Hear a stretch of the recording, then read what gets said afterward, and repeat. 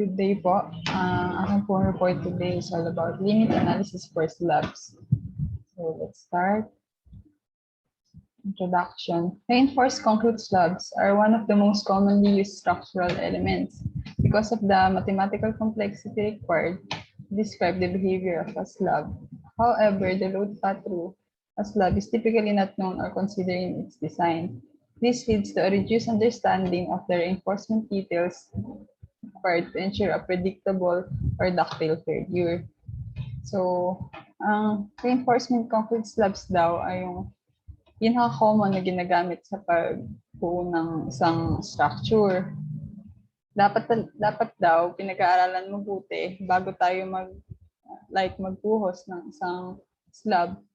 Dapat detailed or chine-check lahat ng tama, yung mga like bakal, semento, kung gaano kadami. Dapat proper checking lahat. Kasi minsan, once na may pagkakamali o nagkulang sa isang paggawa ng slab, may chance na mag-ductile nga or yung maglundo. Ayan.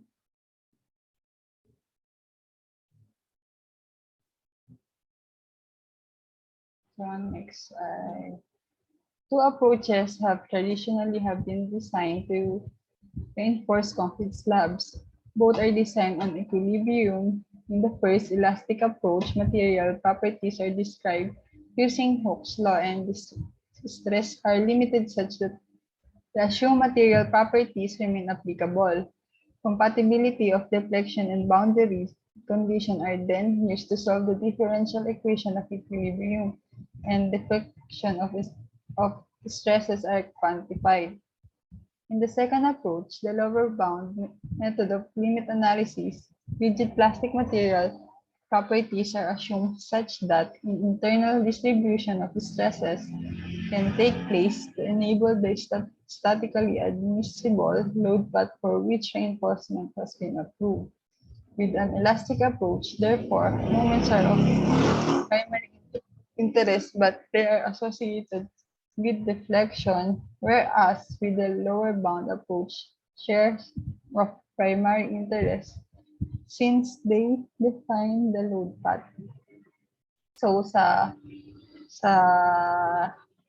analysis of slab daw, may two approach na ginagamit. Traditionally na sa design ng pag-i-slab, both ay based daw sa equilibrium. Ang isa ay elastic approach, ang second naman daw ay lower bound method of limit analysis or rigid plastic material properties. So, yun. Next, sa second approach daw, the lower bound method of limit analysis, rigid plastic material properties are assumed such that an internal redistribution of stresses can take place to enable the statically admissible load path for which reinforcement has been provided.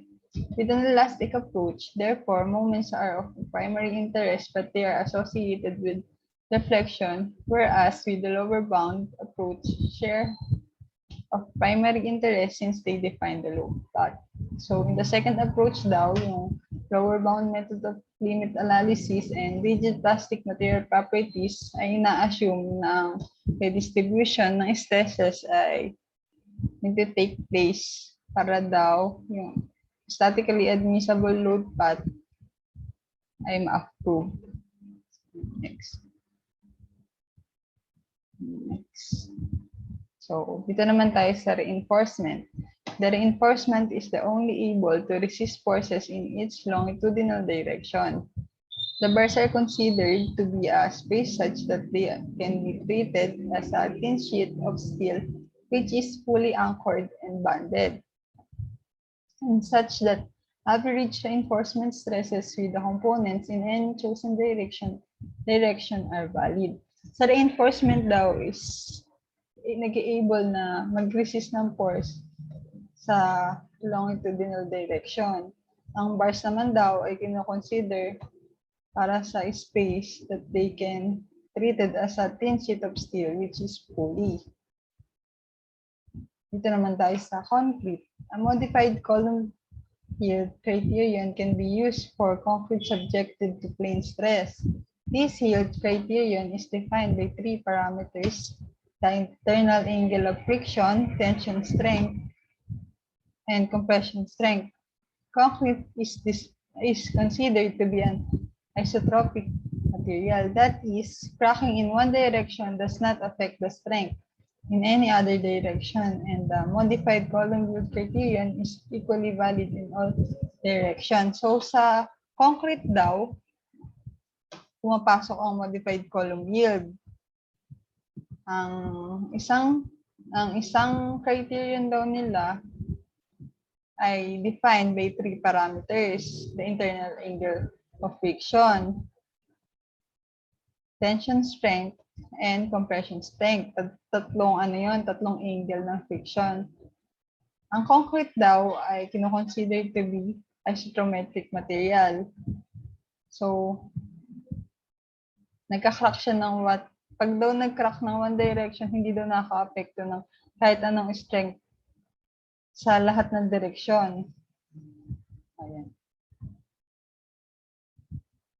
Ito naman tayo sa discontinuities.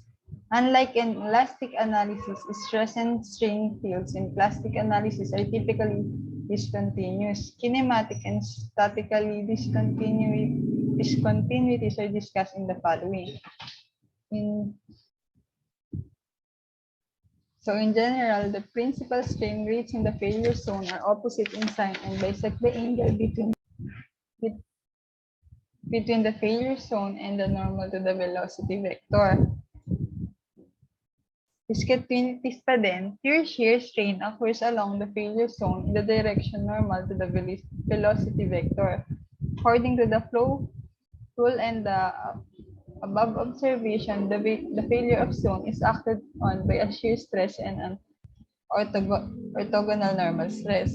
The principal strain direction are generally inclined to the direction of the discontinuity because cracks follow the principal comprehensive stress trajectory.